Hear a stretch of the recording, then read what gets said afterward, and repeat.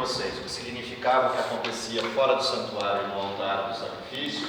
O sacerdote entrava aqui com parte desse sangue e aspergia sobre a cortina, nas pontas desse altar, simbolizando a transferência do pecado do sujeito que estava lá fora para o santuário. E aí esse pecado residente no santuário, acumulado ao ano inteiro, simbolizava o que de fato acontece enquanto Cristo não vem para morrer pelo pecado. Ou seja, era um simbolismo da esperança do perdão dos pecados naquilo que era o Messias prometido que morreria lá na frente em algum momento da história. Uma parte interessante de observar o santuário de Israel é que o santuário de Israel fecha um modelo na Bíblia, que é, quando você olha para o Velho Testamento, todas as pessoas que viveram no Velho Testamento, no período do Velho Testamento, viveram baseadas em uma esperança. Qual é a esperança de todo mundo que vive no Velho Testamento? Um dia o Messias virá. Ou seja, a esperança do Velho Testamento é a vinda de Cristo, a vinda do Messias. O que é curioso é que quando você vira a página, ou seja, passou os evangelhos, o Cristo veio, o Cristo morreu, o que passa a ser a esperança do Novo Testamento? A esperança do Novo Testamento é exatamente a mesma do Velho, a vinda de Cristo. Portanto, não importa se você está no Velho ou no Novo Testamento na Bíblia, o centro de atenção dos dois textos, Velho e Novo Testamento, é a vinda de Cristo. Apenas o que muda é a perspectiva dessa vinda. Se a gente olha para a estrutura, você vai onde? Abre espaço para nós. Eu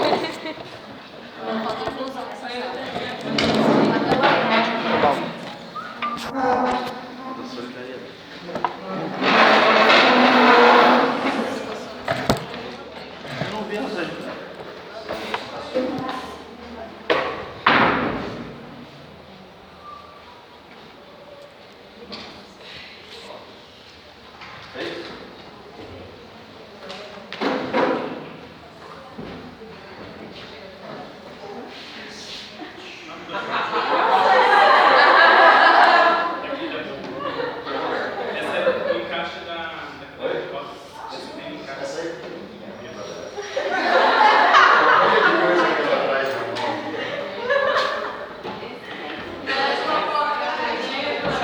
Tá filmando isso, cara. Vai ficar apaixonado. Se fosse um homem, era ali da sobrar espaço. Feito? Vamos lá. Então, voltando para a estrutura do que a gente estava discutindo, se eu olho a Bíblia dividida em dois fenômenos, toda a Bíblia está centrada em uma única pessoa.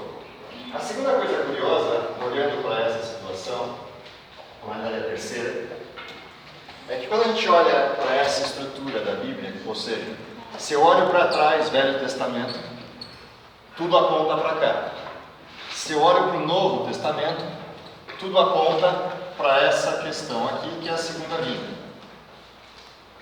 Quando eu olho a pessoa que corre todo o texto bíblico, daqui até o fim da Bíblia, é sempre a mesma. Ou seja, na Bíblia você não encontra a figura de Deus o Pai, embora ela apareça em 2 ou 3 ou 4 ocasiões no texto bíblico, o centro de atenção da Bíblia, aquilo que gira, como aquilo que, em torno do qual gira a história bíblica, é sempre a mesma pessoa, Cristo do começo ao fim. Se eu vou a Gênesis, quem é o Criador que está em Gênesis? No princípio era o Verbo se fez carne, o Verbo fez todas as coisas, tudo foi feito por ele. Se eu vou vendo a história seguinte, o pecado da humanidade, está lá o Cristo prometendo que vai morrer para os dois que estão no Éden. Para sair daqui, saem com a pele do cordeiro. E você vai olhando a história, chega a história do santuário, está o Cristo lá de novo. Você vai varrendo essa história ao longo do tempo e é sempre a mesma pessoa que vai aparecendo em todo o tempo. Você entra no Novo Testamento, os Evangelhos, é o Cristo que está lá. Você continua a história dos Evangelhos para frente, que é a história dos Atos dos Apóstolos e as cartas dos Apóstolos, e o centro de todas as cartas é sempre a mesma pessoa. O centro da mensagem de Paulo é sempre a mesma pessoa. Você vai ao livro de Apocalipse, e todas as profecias que estão lá refletem a pessoa central do Apocalipse. Apocalipse é um livro chamado Revelação, e a pessoa central dessa revelação de Jesus Cristo, que Deus lhe deu, Eu sou servo dos profetas e assim por diante. Ou seja, de A a Z, Gênesis a Apocalipse, a Bíblia é sempre a mesma pessoa, sempre o mesmo sujeito. O curioso é que toda a mensagem bíblica está centrada nessa história que está aqui. Ou seja, eu tenho o pecador, eu tenho a provisão do pecado no altar, eu tenho a purificação desse pecado na pilha de entrada do santuário, eu tenho o processo de transferência desse pecado pela expiação de Deus trazido ao santuário, e o pecador fica purificado lá fora. Eu tenho a extinção desse pecado, que é a próxima cena. E depois eu tenho a execução do pecado quando essa cena acaba. Então, quando eu olho a história do santuário, ela é a história da Bíblia. Igualmente, de Gênesis ao Apocalipse. A primeira cena do santuário é a cena de Gênesis 3. A última cena do santuário, quando o sumo sacerdote sai do templo, é a cena de Apocalipse 20, 21 e 22. Portanto, todo o processo do santuário é um resumo da história bíblica. Como se tivesse montado num quadro, ou num flanelógrafo, ou num PowerPoint, todas as fases do plano da redenção numa única historinha do santuário. É como se tivesse sido ilustrada a Bíblia inteira e a história da Bíblia inteira nessa cerimônia, nesse cerimonial do santuário. Nós paramos então quando o pecado é transferido para cá. Professor, curiosidade. O sacerdote que fazia isso aqui, expiação, pelo povo e por eles. Como é o processo da mesma coisa? Igualzinho do povo, mesma figura, mesma história, mesma referência. Ou seja, o sacerdote ser purificado do seu pecado, o que ele tem que fazer? Ofertar o sacrifício aqui fora, do mesmo jeito que qualquer outro. O sacerdote não tem nenhuma diferença do restante do povo. É um pecador igual, sujeito com as mesmas limitações, com as mesmas... Quem era intercessor dele? Oi? Ele era intercessor do povo. Ele não é intercessor do povo. Não, mas ele fazia mediação. Também não faz mediação. Ele só fazia sacrifício, é isso? Também não faz o sacrifício. Fazia o quê? Porque a única coisa que o sacerdote faz nesse processo todo, no caso daqueles sacrifícios que aconteciam pela manhã e pela tarde, é como se ele e o povo estivessem orando para Deus, para que Deus os perdoasse e os cobrisse de graça. Ou seja, não dá para todo mundo levantar o cutelo e matar o cordeiro. Alguém tem que fazer isso. Neste momento, o sacerdote não está intercedendo pelo povo, porque ele é parte da oferta. A oferta não é pelo povo, a oferta é por ele e pelo povo. Ele só está exercendo ali o papel de chefe de família, como se ele fosse o pai do povo inteiro, sacrificando por todos, em nome de todos, inclusive ele. Okay? Se eu falo que o sacerdote intercedeu por alguém, então o que eu estou dizendo? Ele é perfeito e o povo não. Não é essa a figura do santuário. Okay? O sacerdote aqui é o povo. O sacerdote aqui é a pessoa do povo inteiro, porque ele é parte da oferta. Okay? Se eu estivesse olhando o sacerdote à luz do que Cristo faz, o que está acontecendo ali? Aí eu tenho, de fato, a figura da intercessão. Mas isso se eu olhar o sacerdote pela figura de Cristo. Mas se eu olhar o sacerdote pela figura do templo, não é esse o desenho. Posso falar para você que está importante. Quando Moisés constrói o templo, ele copia de algum lugar ou não? Sim, está escrito no texto. Do céu, né? Ele copia do modelo que lhe foi mostrado, não do céu. Foi mostrado um modelo, como se eu tivesse entregue uma planta, segue a planta. É isso que ele vê. Ou seja, alguém mostrou para ele como deveria ser feito o santuário. Até porque não existe esse santuário no céu. As lonas, o altar. Tem altar de sacrifício no céu? Não. Tem altar de incenso. Essas figuras são figuras que representam as funções do céu, mas não o que está no céu. Portanto, o que foi mostrado para Moisés foi uma planta, ou a figura dessa planta executada, seja lá como quiser configurar. Do mesmo jeito que a arca de Noé. Foi mostrado um modelo, segue a planta. É isso que está aqui. Okay? Isso aqui não existe no céu desta forma. Se você olhar cada um desses símbolos, o que simboliza isso aqui? O Espírito Santo. O que simboliza isso aqui? Cristo. O que simboliza isso aqui? O trono de Deus. Portanto, as figuras do santuário são metáforas daquilo que existe no céu, não o que existe no céu. do céu são as pessoas que atuam nessas funções e não os móveis. Os móveis são representação, uma metáfora da realidade. Bom, posto isso, o sacerdote entrou. O que acontecia ao longo do ano? Se você lembrar que ao longo de todo o ano isso aqui era repetido uma, duas vezes todo dia, até o fim do ano. Quando chegasse ao fim do ano eclesial judaico, você teria o santuário absolutamente imundo. Todas as questões do santuário que foram transferidas para lá representavam o pecado do povo, que era reproduzido nessa imundícia dentro do santuário. Qual é o objetivo disso? Mostrar o que o pecado faz com Deus. No sentido de que o pecado é, em última instância, uma afronta a Deus. Porque o pecado começa assim, com uma dúvida lançada sobre o caráter de Deus, e cada um dos que peca sustenta essa dúvida. Ou seja, toda vez que o ser humano comete um pecado, é a mesma coisa que ele chegasse para Deus e falasse: eu duvido do Senhor. Professor, O pecado é isso. Oi? Quando o senhor falou que no final do ano, lá estava sujo, o povo entrava para poder ver? Não. Ninguém entra no santuário senão o sacerdote. E Mas aí... para limpar era ele? Oi? Era só ele? Não era só ele, só eram os sacerdotes que limpavam? Só o sacerdote. Tinha uma das tribos de Israel, de Levi, das quais vinham os sacerdotes, descendência de Arão. Todos eles são os que atuavam no templo. Ali tinha músicos, ali tinha serviçais, ali tinha os sacerdotes que estavam escalados para o serviço do templo. Lembrando que não é o mesmo sacerdote que está ofertando sacrifício o dia inteiro, são vários deles revezando no serviço no templo. O que acontecia uma vez por ano? Uma vez por ano, esse serviço se modificava. Então, deixava de ser a atuação de um sacerdote, e naquele dia, que era chamado dia da purificação do santuário, ou dia da expiação do santuário, nesse dia, trocavam os sujeitos, e quem atuaria naquele dia no serviço do templo era o sumo sacerdote. E o lugar da atuação no templo deixava de ser o lugar santo para ser o lugar santíssimo. Ou seja, uma vez por ano, é como se a gente tivesse saído dessa história aqui, deste período, de esperança de que Cristo viria, e desse um salto na história para este dia aqui. Essa é a proposta do modelo do santuário. Eu saio dessa estrutura e venho para cá, como se eu tivesse me transportado no tempo para o dia em que Cristo morreu. A ideia desse dia da expiação era simbolizar como se esse dia da morte de Cristo tivesse chegado de fato. Okay? E aí, todo o processo do pecado tivesse sido pago. Mas não só isso.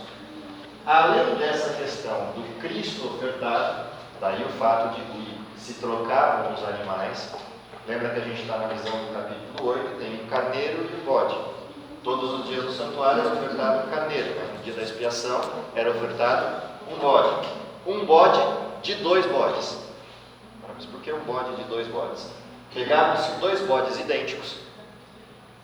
Essa figura que aparece aí no capítulo 8, o bode peludo, é a mesma figura do capítulo 16 de Levíticos, que aparece lá no dia da expiação. Essa figura de 2 bodes, eleitos ali do rebanho, 2 bodes idênticos, lançado sorte para qual dos bodes ia fazer o serviço do templo e qual dos bodes ficava esperando lá fora. Essa figura representava 2 pessoas na história: o Cristo verdadeiro e o Cristo falso. Quem é o Cristo falso? Aquele que disse: subirei às mais altas nuvens, serei semelhante ao Altíssimo. Um bode representava Cristo, o bode representava Satanás. O que representava Cristo era sacrificado. O que representava Satanás ficava aguardando lá fora. Aguardando o quê? Todo o serviço do dia terminar. Depois a gente volta para ele. Uma vez sacrificado esse bode, significa o quê? Que o Cristo de verdade morreu. Portanto, fomos transportados da esperança aqui do Velho Testamento para o dia da morte de Cristo. Quando Cristo morre, o que foi feito com os pecados? Foram pagos. Portanto, termina aqui todo o poder da iniquidade, todo o poder do mal, porque foi pago pelo Cristo. Esse poder de pagar só é possível porque Cristo era considerado justo, sem pecado. Ou seja, se Cristo tivesse pecado, não poderia morrer por ninguém. Daí a tentação de Satanás durante toda a vida de Cristo, enquanto esteve na terra, para fazê-lo pecar. Se ele tivesse conseguido isso, Cristo não teria condições de ofertar-se em prol do pecado. Consequentemente, porque ele era Deus, o pecado se tornaria eterno. E Satanás estaria certo na acusação que fez de que é impossível seguir a Deus, impossível seguir a lei de Deus, que era a proposta original de Satanás. Cristo provou que era possível. Cristo provou que Adão não precisava ter feito o que fez. Qual é a próxima parte dessa história do santuário? Tem uma partezinha logo depois da morte de Cristo, que é a ressurreição de Cristo. Cristo morre, mas ressuscita. E ele ressuscita com uma ordem: sai porque teu pai te chama. O que Cristo deveria fazer? Deveria comparecer diante de Deus, e ali ele seria julgado como inocente, portanto o preço do pecado não só foi pago, mas transferida essa graça a todos aqueles que aceitarem esse pagamento. Se por sua vez Cristo fosse colocado como injusto, a sua presença diante do Pai significaria o julgamento deste Cristo. Que parte da cena é essa? O sumo sacerdote adentra o lugar santíssimo diante do trono de Deus para ser julgado por esse Deus, no sentido de confirmar se foi pago o sacrifício ou não foi pago o sacrifício, ou seja, se Jesus era justo ou não era justo. O que aconteceria se o sumo sacerdote adentrasse o lugar santíssimo e não fosse justo? Morte. O que aconteceria se ele fosse justo? Todo aquele rito de esperança de um ano inteiro seria confirmado como válido, ou seja, Jesus morreu, Jesus era justo, o pecado foi pago, estamos salvos.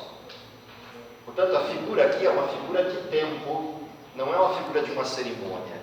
É como se a gente tivesse rodado a rodinha da história, chegado aqui na morte de Jesus, continuasse a rodinha da história, chegasse com Jesus no céu, julgado perfeito e justo, portanto salvos, olhar todos os que aceitam Cristo, todos os que aceitam Cristo considerados salvos também. Portanto, não é só o julgamento de Cristo, mas de todo o povo que ficou do lado de fora. Porque não era só o sacerdote que estava aqui no processo sumo sacerdote, no caso aqui representando Cristo, entrava diante do trono de Deus, mas o povo inteiro. Quem é o intercessor por todo o povo? Cristo. Se Cristo fosse considerado justo, sua intercessão era válida, portanto todos os que creram nele e aceitaram o seu sacrifício são considerados justos também. Por isso é que a Bíblia descreve o julgamento, se vocês lembrarem do capítulo 7 de Daniel, lembra que logo depois do processo, do fim daquele modelo de governo de 1260 dias, Daniel estava observando que foram postos uns tronos. Assentou-se um tribunal com um ancião de dias, abriram-se os livros e iniciou-se um julgamento. Quando o julgamento terminou, aparece aquele que é semelhante ao Filho do Homem, vindo nas nuvens do céu e recebe todo o poder e governa com os seus súditos por toda a eternidade. A cena que a gente está vendo aqui é essa. Cristo morre, Cristo ressuscita, se apresenta diante do trono de Deus e é julgado inocente. Porque ele é julgado inocente, essa graça se transfere a todo o povo que está do lado de fora aguardando a cena. Como Cristo foi salvo, todos os que creram nele são salvos também.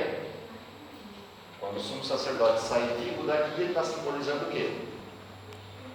A esperança de todos.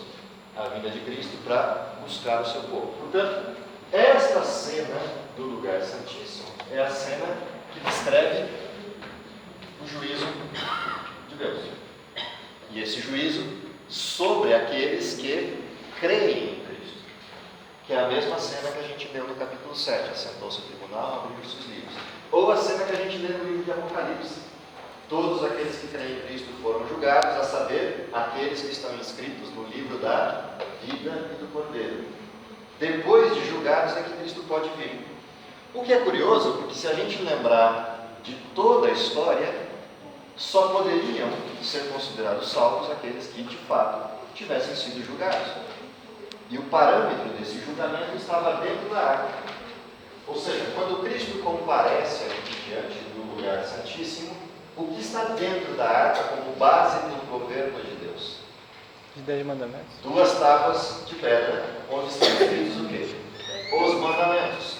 Portanto, qual é o parâmetro do juízo de Deus? A lei de Deus. Afinal de contas, se existe um tribunal, tem um acusador, Satanás, tem um defensor, Jesus Cristo, e tem um juiz instalado no trono, qual é a base desse julgamento? A lei de Deus. Portanto, a cena do santuário extrapola algumas questões específicas do santuário. Ela demonstra que durante toda a história humana há um parâmetro pelo qual o ser humano é referenciado ou julgado. Esse parâmetro qual é? A lei de Deus. Afinal de contas, que sentido haveria num julgamento que não houvesse lei? E é curioso, porque essa lei está dividida em 2 grandes blocos. Os primeiros 4 mandamentos, que estão numa das tábuas, dizem respeito ao amor a Deus. A segunda tábua é o relacionamento do ser humano com o seu semelhante, começando pelo 5º mandamento, honra teu pai e tua mãe, e terminando no último mandamento, que é não cobiçarás. Esses 6 mandamentos da segunda tábua descrevem o relacionamento de um ser humano com os demais. A primeira tábua, o relacionamento do ser humano com Deus. Por isso é que o Novo Testamento vai pontuar que nisto se resume toda a lei e todos os profetas, e tudo que eles escreveram. Ame a Deus sobre todas as coisas, ao próximo como a ti mesmo. Os 4 primeiros mandamentos, os 6 últimos mandamentos. Como é que eu sei que eu amo o meu próximo? Eu não mato, não roubo, não minto, eu honro, não cobiço. Como é que eu sei que eu amo a Deus? Não tenho outros deuses diante dele e assim por diante. Ou seja, o parâmetro do julgamento de Deus, que eu estava vendo da arca, é a sua lei. Que Deus escreve no coração daquele que crê, daquele que aceita, daquele que se aceita ser moldado por esse Deus. Essa é a figura desse santuário. Portanto, toda a figura dessa purificação do santuário aponta para esta referência e a cruz, como resolução do problema do pecado. A cruz como redenção, o juízo como confirmação dessa redenção. Por quê? Porque existe um acusador. Satanás, apesar de termos aceito Cristo, o que ele faz? Continua nos acusando porque somos pecadores. O que Cristo faz? Nos vindica, nos redime. Diz, os pecados deles foram perdoados, porque eles aceitaram os anjos entram em defesa frente às acusações de Satanás. E confirma no seu julgamento que somos inocentes, justificados por seu sangue. Daí, expiação de pecados. Alguém pagou o preço em nosso lugar. Quando termina essa cerimônia, o sumo sacerdote sai. Ao sair, o que ele encontra do lado de fora? 2 cenas. Cena número 1, todo o povo aliviado, porque o sumo sacerdote saiu do templo vivo. Portanto, fomos perdoados. Segunda cena, o pecado que estava aqui dentro, simbolicamente, tem que voltar para quem? O seu verdadeiro dono. Tinham 2 bodes, lembra? O primeiro bode fez parte da redenção. E o segundo bode? Percebe que a expiação é o fim da história. Não há mais nada para ser feito para a salvação. Tudo já foi feito. Mas quem está vivo ainda? Só para as pessoas 45 minutos. Esqueci às 7h45. Quem é esse segundo bode? Ele é Satanás. Se todos já foram salvos, o que resta fazer? Destruir o mal. Portanto, o que o sumo sacerdote faz quando sai do templo?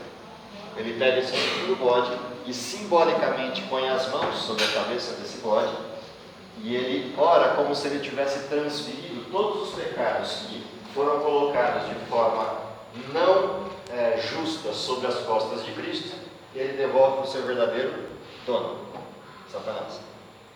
Como o bode não faz parte do serviço do templo, o que acontece com esse bode?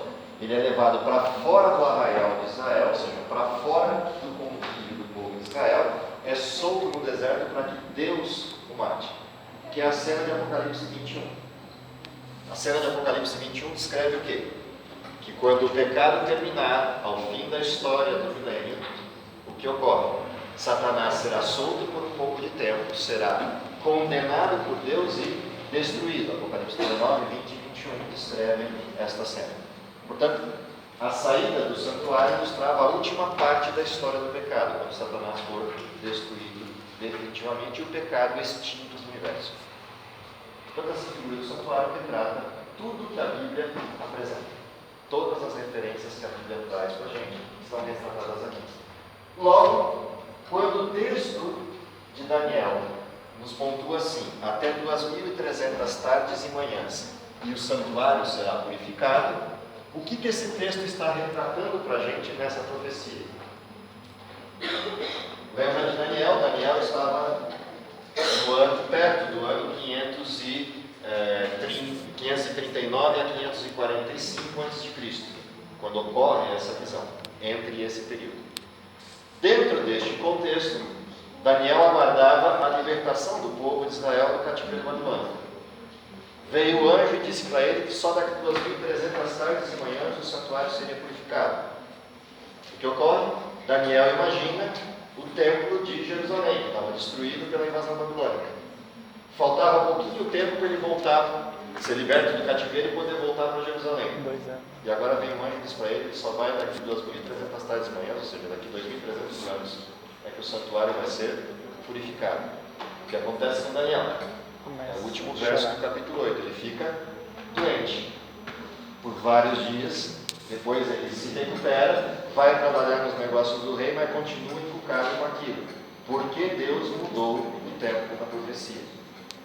Por que Deus tinha dito que a gente ia ser liberto do cativeiro e agora vem e diz para a gente que é só daqui a 2.300 anos que o santuário vai ser purificado?